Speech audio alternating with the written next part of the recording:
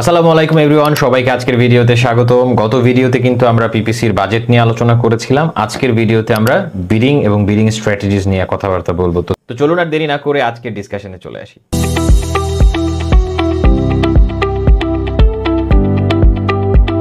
Bidding আসলে কি এই ধারণা আপনাদের দেওয়ার প্রয়োজন মনে করছি না। আপনারা যারা এই ভিডিও দেখছেন তারা আশা করি বিডিং কি বা বেসিক কথাবার্তাগুলো জানেন। এখন প্রশ্ন হচ্ছে যে আমি যখন ক্যাম্পেইন একটা শুরু করব, আমার কত টাকা বিড দিয়ে স্টার্ট করতে হবে বা কি পরিমাণ বিড দিয়ে স্টার্ট করতে হবে। তো এইটার অ্যান্সার আগে দিয়ে নিই, তারপরে আমরা বিডিং এর স্ট্র্যাটেজি নিয়ে কথাবার্তা বলবো। তো অ্যান্সারটা আমরা যদি স্ক্রিনে দেখতে দেখতে দিই তাহলে আমার মনে হয় সবার জন্য উপকার হবে। তো চলুন আমরা স্ক্রিনে চলে যাচ্ছি। সো অলরাইট, আমরা কিন্তু আমাদের স্ক্রিনে একটা পিপিসি ড্যাশবোর্ড দেখতে পাচ্ছি, অর্থাৎ আমরা একটা ক্যাম্পেইন লঞ্চ করার আগে ঠিক যেই পেজটাতে থাকি সেখানে আছি। তো আমাদের এখানে যে আলোচনার বিষয়বস্তু সেটা হচ্ছে যে আমরা কোথা থেকে আসলে স্টার্ট করব। সো আমরা যদি এখানে একটু ক্লোজলি দেখি, ধরেন আমরা কিওয়ার্ড টার্গেটিংয়ে গেলাম, আমরা এক্স্যাক্ট বা যাই হোক আমরা একটা টার্গেটিং সেট করলাম কিওয়ার্ডস রিলেটেড টু গিফটস। এইখানে যেটা আপনাকে দেখতে হবে সেটা হচ্ছে অ্যামাজনের এইখানে যদি দেখেন যে অ্যামাজন কিন্তু একটা বিড রেঞ্জ দিয়ে দিচ্ছে আপনাকে $1.20 থেকে $1.66, এবং সেই সাথে অ্যামাজন একটা সাজেস্টেড বিড দিচ্ছে, অর্থাৎ ওরাই একটা সাজেশন দিচ্ছে আপনাকে যে আপনি যদি $1.44 1.44 যদি বিড করেন তাহলে সেই ক্ষেত্রে আপনার একটা ভালো পারফর্ম করার সুযোগ আছে। তো এইসব ক্ষেত্রে সব জায়গায় দেখেনি যে আইকনটা সেখানে নিলেই আপনি কিন্তু একটা ছোট্টখাটো একটা ইনফরমেশন পাবেন এবং লার্ন মোরে ক্লিক করলে আরো বিস্তারিত জানতে পারবেন। তো এখন অ্যামাজনের এই সাজেস্টেড বিটটা, মানে এই যে বিটটা যেটা ওরা সাজেস্ট করতেছে সেটা আসলে খুব একটা অ্যাকুরেট না। I am not a big fan of this, এবং আমি এটা কখনোই আসলে অ্যাকুরেট পাই নাই। অ্যামাজনের যে সাজেস্টেড বিড রেঞ্জ সেটাও আসলে খুব একটা অ্যাকুরেট না, আনফর্চুনেটলি। সো হয়তো বা সামনের দিকে ওরা আরও এই জিনিসটাকে রেকটিফাই করবে, আরও হয়তো বা অ্যাকুরেট করার চেষ্টা করবে। তো সেই ক্ষেত্রে আমরা কি করব? তবে অ্যাকুরেট যদি নাও হয়, এটা একটা ভালো স্টার্টিং পয়েন্ট আমাদের জন্য, যে আমরা যখন কোনো ক্যাম্পেইন লঞ্চ করব আমরা আগে দেখব যে আমাদের স্ট্র্যাটেজিটা কি। আমাদের স্ট্র্যাটেজিটা যদি হয় যে এরকম যে আমি ধীরে ধীরে সামনে বাড়বো, অর্থাৎ একটু ধীরে শুরু করে আস্তে আস্তে অ্যাগ্রেসিভ হব, সেই ক্ষেত্রে আমার এই জায়গার বিটটা হবে যেই অ্যামাজনের যেই লোয়ার এন্ডের বিট, অর্থাৎ অ্যামাজনের যেই বিড রেঞ্জটা দেখতে পাচ্ছেন, এই বিড রেঞ্জের যে লোয়ার এন্ডের বিট এখানে $1.20, এই $1.20 নিচে আমাকে বিট করতে হবে যদি আমি আস্তে আস্তে করে সামনের দিকে যেতে চাই। কতটুকু নিচে? 15-20% নিচে বিট করতে হবে। 15-20% নিচে বিট করতে হবে যদি আমি শুরুতে একটু আস্তে করে দেন আস্তে আস্তে অ্যাগ্রেসিভ হব, অর্থাৎ শুরুতেই অ্যাগ্রেসিভ হব না। এখন যদি আপনার স্ট্র্যাটেজি হয় ঠিক অপোজিট, অর্থাৎ আপনি শুরুতেই চাচ্ছেন খুবই অ্যাগ্রেসিভ ওয়েতে বিট করতে, মানে হচ্ছে একেবারে টপে শো করবে, আপনি ডমিনেট করবেন, আপনি সেরা হবেন, কম্পিটিটরদেরকে আপনি বিট করবেন ইত্যাদি ইত্যাদি, সেই ক্ষেত্রে অ্যামাজনের যেই অ্যাবভ বিড রেঞ্জটা আছে, অর্থাৎ 1.66 সেন্টস, এইখানে যেটা দেখতে পাচ্ছি এই যে উপরের যে রেঞ্জ সেটার থেকে 15-20% বেশি দিয়ে শুরু করবেন যদি অ্যাগ্রেসিভ ওয়েতে শুরুতেই শুরু করতে চান। সো এটা হচ্ছে খুবই সহজ কথাবার্তা, আমার এক্সপিরিয়েন্স থেকে যেটা দেখা। তো এইভাবে শুরু করে দেন আপনারা আস্তে আস্তে অপটিমাইজ করতে পারেন। তো এটা হচ্ছে আপনাদের কোয়েশ্চেন যাদের যাদের ছিল যে স্টার্টিং বিডটা আমার কীরকম হবে, স্ট্র্যাটেজি অনুযায়ী আপনারা এইভাবে স্টার্টিং বিড সেট করতে পারেন। সেই সাথে বাজেটেরও কিন্তু একটা কানেকশন আপনাকে করতে হবে, অর্থাৎ আপনি বাজেট দিলেন $5 কিন্তু স্টার্টিং বিডে খুব অ্যাগ্রেসিভ হলেন তাহলে কিন্তু আপনার কোনো লাভ হবে না। আবার যদি আপনি বাজেট দিলেন $50 কিন্তু এইখানে বিডে এসে খুবই ডিফেন্সিভ হলেন তাহলে কিন্তু দুইটা অ্যালাইন হলো না। সুতরাং দুইটা যাতে একটা ব্যালেন্স থাকে সেটা ইনশিওর করতে হবে।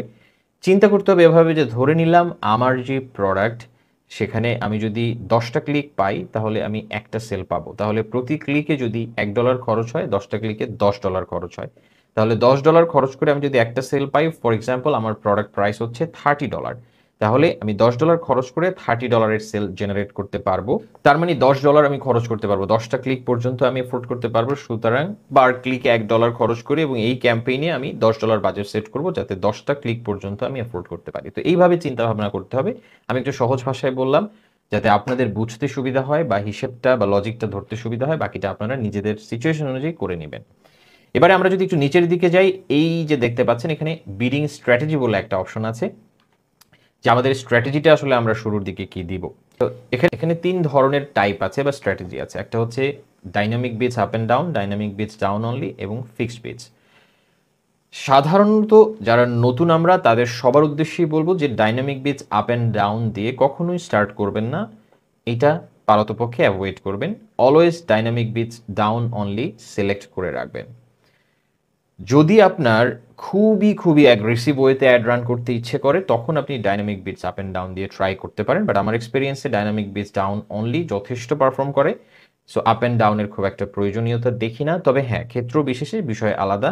অ্যাগেইন একই রুল সবার জন্য অ্যাপ্লিকেবল না। অনেক ক্ষেত্রে dynamic bits up and down অনেক ভালো পারফর্ম করে। তবে নতুনদের জন্য আমি সাজেস্ট করব যে যেহেতু আপনারা নতুন, এখন অনেক কিছুই বোঝেন না বা জানেন না, সেই ক্ষেত্রে ডাউন অনলি দিয়ে স্টার্ট করবেন। ফিক্সড বিটসটা কখন স্টার্ট করবেন?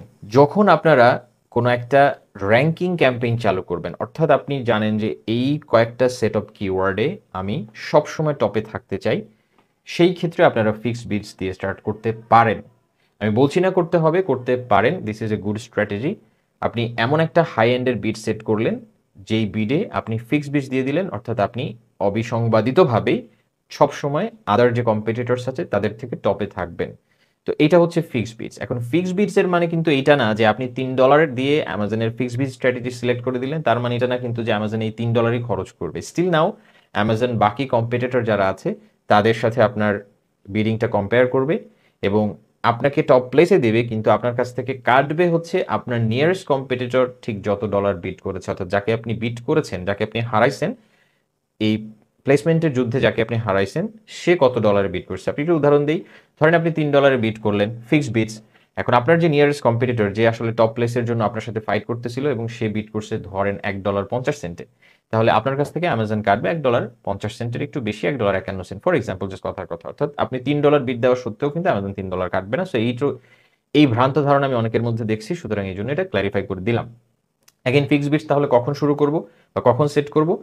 ফিক্সড বিটসটা আমরা সেট করব বা সেট করাটা উপকারী হবে আমাদের জন্য যখন আমরা কোনো একটা র্যাঙ্কিং ক্যাম্পেইন, অর্থাৎ যে সমস্ত কিওয়ার্ডে আমার মেইন টার্গেটই হচ্ছে র্যাঙ্কিংয়ে টপে আসা, এই সমস্ত কিওয়ার্ডে যখন আমরা অ্যাড রান করব, তখন ফিক্সড বিটস দিয়ে করে রাখাটা গুড স্ট্র্যাটেজি।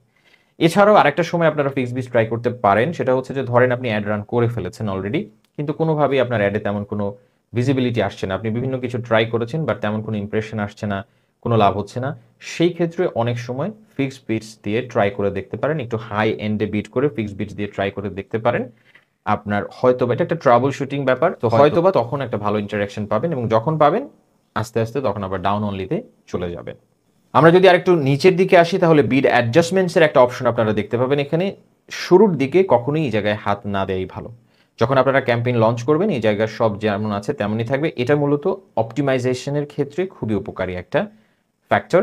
যখন আপনার অ্যাডটা বেশ কিছুদিন চলবে, আপনি যখন অ্যাড অপটিমাইজ করতে যাবেন, তখন রেগুলারলি এই সেক্টরটা, অর্থাৎ এই প্লেসমেন্ট সেক্টরটা মনিটর করবেন এবং সেই অনুযায়ী আপনার বিটটাকে মডিফাই করবেন। কিন্তু শুরুর দিকে এই জায়গায় কোনো কিছু না করাই ভালো।